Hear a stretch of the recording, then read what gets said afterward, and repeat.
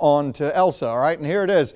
As we go through, let's see, this is going to be mostly convection. You can see is on the east side here, 70-mile-per-hour winds, so just short of being a Cat 1, moving north at 10. The track continues with a forward movement toward the north here. Notice it could become still a Cat 1 storm as we go on through tonight, and then making landfall somewhere in the Big Bend of Florida, back down to tropical storm strength, and then kind of fizzling out some as we head toward Thursday. But then it may pick back up into a tropical storm once it gets back out of the Atlantic later on in the week. All right, so this is a wind field map, and this is going to be your tropical storm force winds here, and then when you see red, that's hurricane force winds, and then it gets lighter as you get out here in the yellow.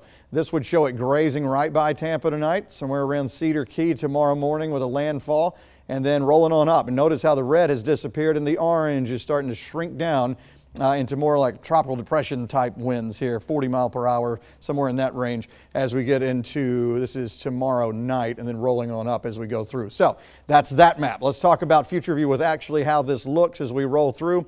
Again, not terribly organized. This is around midnight tonight, maybe some outer bands in Florida, and then here's that landfall here as we go early morning and then starting to roll up. Notice some of those outer bands for us. Maybe as we go through the middle of the day tomorrow into early afternoon, we can see maybe some showers and storms with some of this, maybe a little bit of a breeze, but the actual core of the storm looks to kind of go between us and Savannah, starting to get kind of over I-16 by the time we get into midnight tomorrow night. Most of the rain, again, on the dirty side of the storm, we would be on usually the drier side. Especially once it gets this high. Once the axis starts to pass us, we're going to have a northwesterly breeze on the back side of this, and then it starts to move on away as we head toward Thursday late. All right, so Thursday afternoon, even after this is gone, we're back to normal summertime stuff. We're going to see some scattered afternoon showers and storms on Thursday. Elsa is a memory at this point.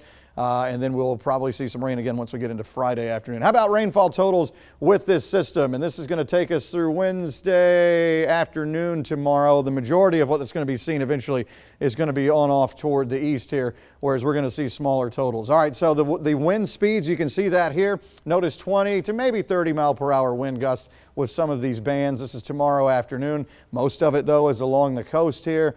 And just outside of reach. So the whole takeaway from all of this is the farther east you are, so we're talking Washington, Lawrence, Trutland, Johnson County, places like that, that's where you're going to have the potential for gusty winds, but these are not overly impressive winds. And then as we head late tomorrow night into Thursday, all of this will vamoose. Severe threat tonight, obviously in Florida. Tomorrow it would be a small low-end threat, and it's mainly along the coast, and that doesn't include us. All right, so here's a 7-day. Short term, we have thunderstorms tonight rolling from the south. And so far, so good with any severe threat there. We haven't seen that. Good chance of rain, mainly east tomorrow. Not everybody getting in on rain all day long, but the potential is there in our eastern counties. Okay, we're coming back after this.